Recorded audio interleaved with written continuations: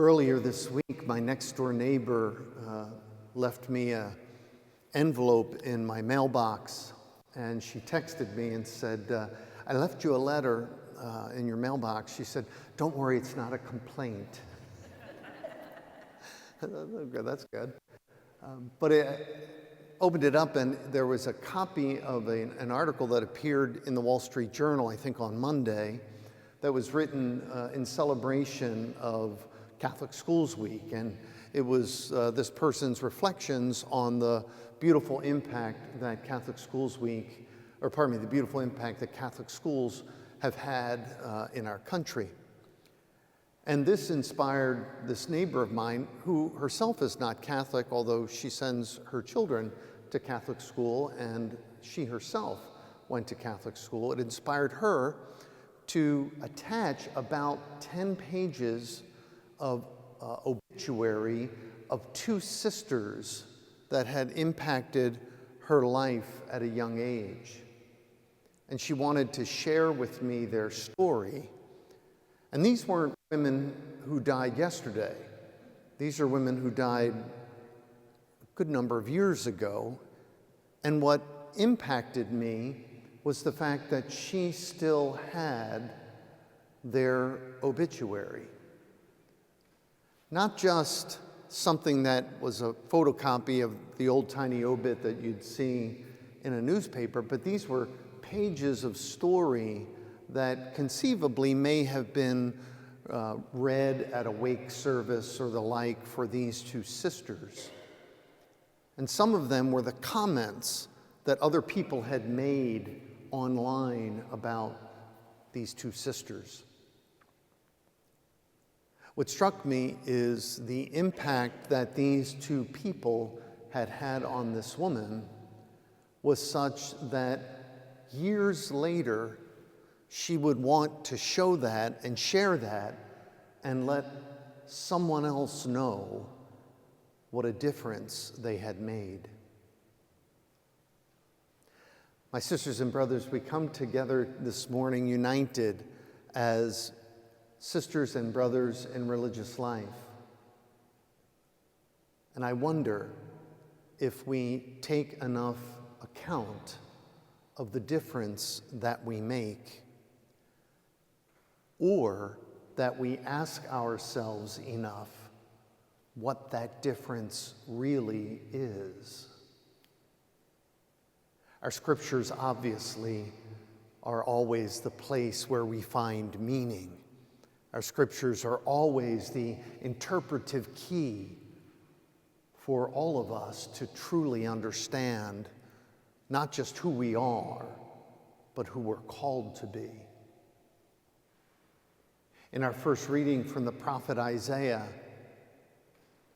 Isaiah talks about what people will see as the image of blessedness.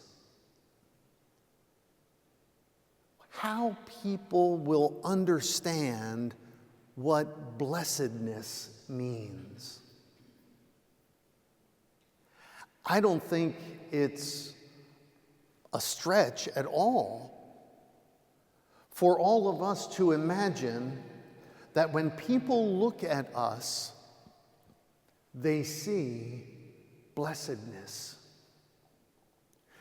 I don't think too many of us walk around announcing our blessedness. Some of us should maybe dial back the way we walk around talking about how we aren't blessed. But the fact remains that our call in the life of the church, our call in God's divine plan, is that people would be able to know what blessedness looks like. We need to be that image in the world. In our gospel today, Jesus invites us clearly to understand that the source of our blessedness is our connection to the vine. That one cannot experience the true vitality of the blessed life without an intimate communion with the vine. That our lives have to be an ongoing, everyday, moment by moment, determined, intentional desire to be united with the Father. That has got to be our life's goal, our life's mission, and gets played out in lots of different ways, certainly. But without that deeper connection, I don't know what we're doing. Oh, sure, we're doing lots of good things, but I'm not sure that we're really focused on what God has in mind for our lives to be. Obviously, here in our cathedral this morning, if I had to make a quick visual count, we're probably, I'm going to say, 65-35 women to men. That'd be my quick assessment, maybe even 70-30. I'm not quite sure. Maybe even 75-25 now that I take a better look at this, but. And while obviously I cannot speak to the nature of religious life for women, I can say that a fault in religious life for men is that we tend to view our lives by what we do rather than who we are. And that is a bit of a stumbling block in the lives of male religious. But I might guess, having heard just a fair amount of spiritual direction and confessions of female religious, that same dynamic can creep in regardless of whether we're men or women. That all of us as religious at times can find ourselves quite focused on what it is we do rather than who it is that we are. The nature and purpose of religious life from its inception to how it's so beautifully been characterized in the documents of the Second Vatican Council, recalling us back to our community's roots, and even in the newer iterations of religious life, some of which we have here present today, all focus not so much on what it is we're called to do, but who it is we are called to be. And is there a world more in need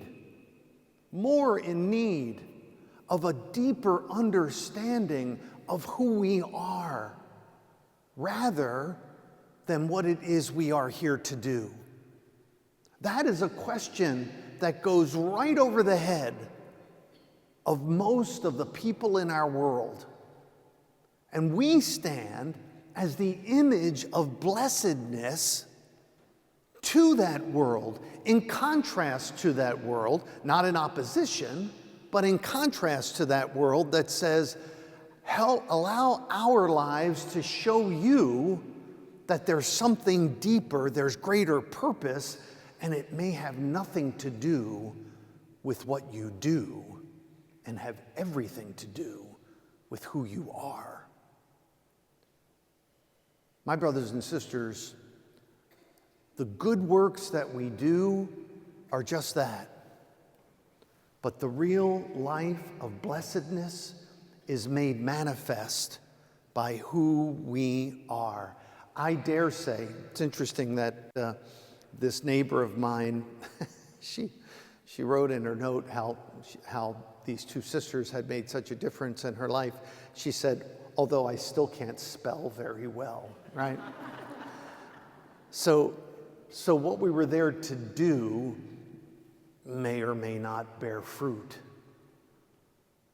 But who we are and the witness of our lives does. I was truly blessed to work with the Franciscan Sisters of the Eucharist for a number of years at Duke University, and one of the sisters that served with us, Sister Marcia Turnus, she was already up in years when she came to Duke to be on our campus ministry staff, and she said, "Father, I'm not sure I have the skill set, for what's really needed here, on a college campus with all these young people." And I said, "Sister, you have exactly what is needed on this campus. It's your witness. It's who you are. It's not what you're going to do." And boy, that was played out in spades by a ministry where people were drawn to who she was. And here's a woman who's a very, educated, talented social worker through much of her ministerial life, and I'm sure did great things. But those great things begin to wane a little bit. What remains is the image of who we are and what we witness to. In particular, and you're welcome, in closing, I would like us to accept a challenge in the life of the church today, and in particular, in the life of the church here in this country and in the life of our country, where division has so destroyed our appreciation for who others are by their very nature, by their very dignity, based on their way of seeing this or that, their way of approaching this or that, or even by what they do. May we be the leaven in our community here in Western North Carolina. May we be the ones who stand against that kind of worldview. May we be the ones who continuously remind the people of God, the faithful, and the world writ large, our dignity as the human person is blessedness. And that blessedness comes only through our constant connection to the vine, to the Father. May that be our witness. May people see something special in you and me and say, "I want some of that. I want what they have." And they may not be able to articulate it. They don't necessarily know what our vows are. They don't understand the dynamics of religious life. That's okay. But they will have come into contact with someone whose very life, whose very presence, years later, will cause them to question, who am I? What am I here for? What's my purpose? And why was that brother? Why was that monk? Why was that sister? Why was that religious priest? Why was that Franciscan bishop a part of my life? And what did their lives say to me?